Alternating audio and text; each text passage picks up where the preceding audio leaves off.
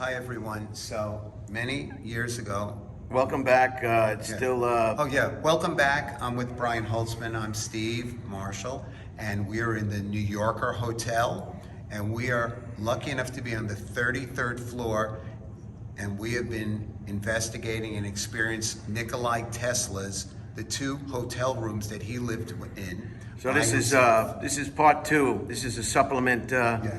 Michelle has come up with some new information on her phone about this seance that she experienced with her friend, and she's going to supply us with some interesting photographs of inside the room, some of the interesting workshop photos of Tesla's workshop on Long Island, and it should be very interesting.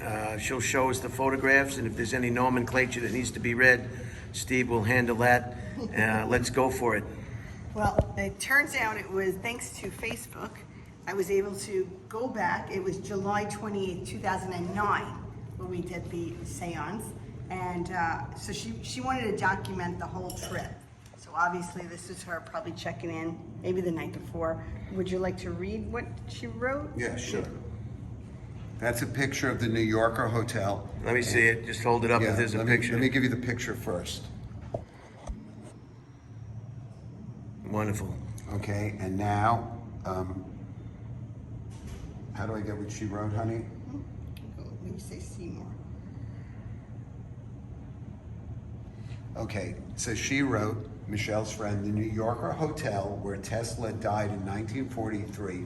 As you are all now aware, those who have been paying due attention, the FBI broke into his room, all right, on the pretext he was an alien. They broke into his room on the pretext he was an alien, in parentheses, a rubbish lie, as he had been an American citizen for decades. So not a space alien, an illegal alien, okay? Which they knew for a fact he wasn't. Right, and stole his papers and research. The king of Serbia protested and managed to get some back, but what you best believe, they kept what they wanted. Continue, Michelle. All right, let's see what the next picture she has. Oh, Plaques. the plaque. Well, you want to show it, or? Yeah. Well, this is the plaque on the side of the hotel, which we didn't see, but it's outside. I don't know. And that says, let me see if I can. Can you read it? It says, Maybe you could blow it up if you can. I'm going to see what it Yeah. says. yeah, just read it if you would. It says, here died on January 7th, 1943, at the age of 87, the great Yugoslav American scientist inventor, Nikola Tesla, whose discoveries in the field of alternating electric current advanced the United States and the rest of the world into the modern industrial era. Amazing. Amazing.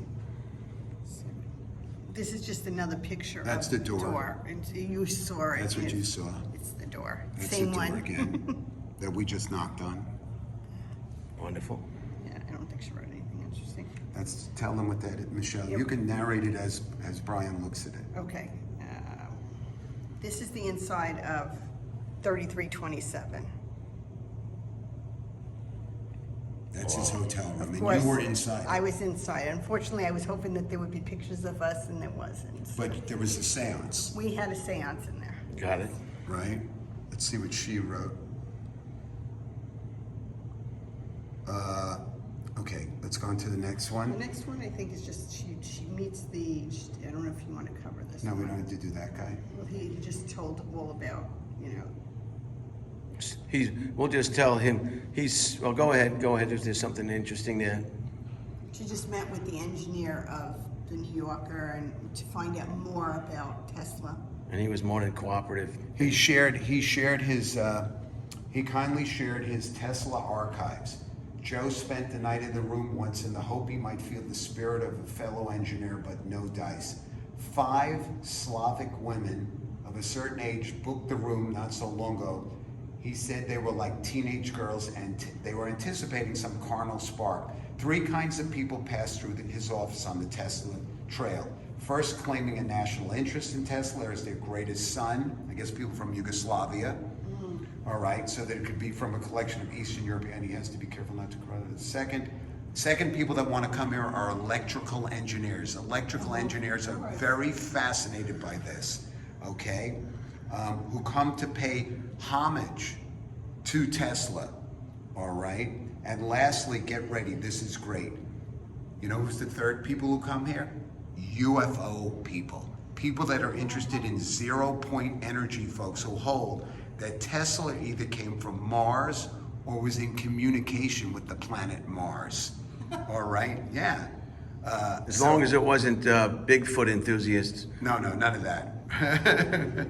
But this is a really fascinating man whose life has been buried. I don't even know if they teach you it in school. What else, Michelle? Yeah, all you hear about is Thomas Edison. That's all you hear.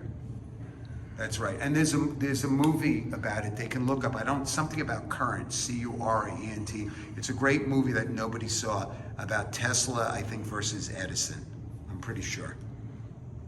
She just talks about how she wants to go out to shore on Long Island, because that's where his, I think his workshop, his was, laboratory. yeah. So that's exactly what she did on the next day. Because that's how my friend rolled. If I can. You have a photograph of the laboratory? Well, yeah, I mean, yeah. Show Or that. the no trespassing. No trespassing. So it's still there. RCA had a big facility out there too, on Long Island. Also, with an unrelated note of interest, an item of interest, if you will, is Plum Island. Oh, yeah. Google Plum Island. Plum Island is a small island out there on Long Island, and that's where they did all the communicable diseases research and bio research, right, Michelle? Yeah, I think they still do, right? Probably, you know, I don't think anybody can go on Plum Island like it's. Yeah, no, it's off limits. Yeah, it's one of those looking it sacred cows, a secret I'm looking it up. military or / government installations. Plum Island, if you're interested in just, you know, if you're interested in that sort of thing. What is Plum Island? She got into it, you know. Yeah, she really did get No, I mean, into she it. got into the head, she got into the, Oh, yeah, show that picture. this is in, I guess, the workshop. Somehow she goes into. Out on Long Island. This Yeah. Long Island workshop. Wow. I mean, it was her. And I want to tell you one personal thing. So Brian and I are friends, and I never planned on coming to this hotel tonight. And I didn't want to say this when Michelle knew when you said you were staying at the New Yorker. But my father, over 45 years ago, he died in this hotel. Oh, he did. He And passed my away in father this passed house. away in this hotel by himself also. So this is the first time I have been in the hotel. How old were you when this happened? I was 15. And this is because he was living in a hotel for what reason? He had separated from my mother. And how many years were they married before they separated? They were married, I believe, 15 years at least, because I was 15. But they were separated. How old was he when he passed away? 57. Very young. And he passed away at this hotel. By himself. And we're not sure exactly the reasons. And my sister was the last to see him. So whenever I go by this hotel, you know, I just look up and I just sort of It casually. must put the hairs on your neck up a bit, yeah? Yeah, a little bit, but it also shocked me to know that Tesla also passed away by himself here. And then when you said you were staying here, I didn't really want to say it right away, you know what I mean? But the fact that you invited is like amazing. So it wasn't, there was no foul play on his part or anybody else's part, just No. natural, No, I don't think it was natural causes. We'll leave it at that. Because he was 57. He was very upset. Let's put it that way. When he and my mother broke up, he was very upset. was the breakup, do you think mutual, or do you think one of the partners wanted to Probably not dissolve, his- probably more her.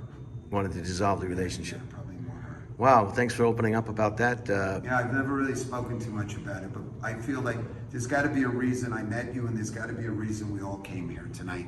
In addition to all the other wonderful things we did tonight. And the fact that I renting a hotel room here tonight. Yeah, I normally would never have come up the elevator. Wow. Well, that is some great stuff.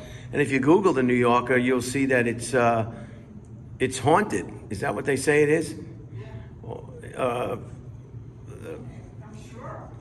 So you got a lot of things to do. You can research Plum Island. You can research the history of the New Yorker, and you can research Tesla. Yeah. You know, we all know Tesla for the electric car from Elon Musk, but there's more to Tesla than meets the eye, and he's probably getting more publicity now with that vehicle and his name on it than he ever got when he was alive working in his shop. Do you have a picture, that last picture of the outside of the laboratory? I think he discovered a certain type of current. I'm not an electrician. There's AC and D. He discovered a certain type of current which he believed we could all use that would be free. That would not cost us money. And there was two schools of thought. Yeah, I think Thomas Edison was direct current, DC, and he was AC, alternating current. That's correct. He was AC? I think it was alternating current. I'm not sure. I'm pretty sure. Really, you think? Or maybe it was the other way around. Because maybe you think it. I think. We use AC, so I was thinking he's DC. I don't know. AC, DC. Did you find that photograph? Let's see. This is the back of it. Let me see if I can flip it around so you can see it. That's a wonderful photograph. Yeah, the back of the workshop out in Shoreham, Long Island.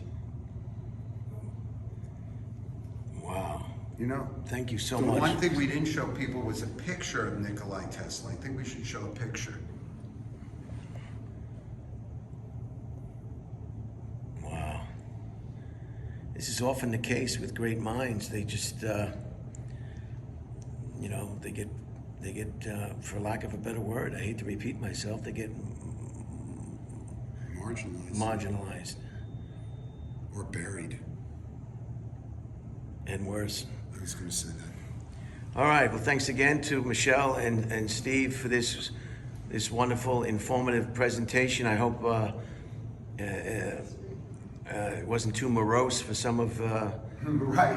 We're all happy. Yeah, we're all happy, and thank you for opening up as honestly as you did about your father, Steve. And I guess have a great weekend. You know, it's like when somebody dies, at the kitchen table the next morning, they say, "Oh, look in the newspaper, Johnny died," and then the next thing is, "Can you pass the salt?" I'll see you on the rebound.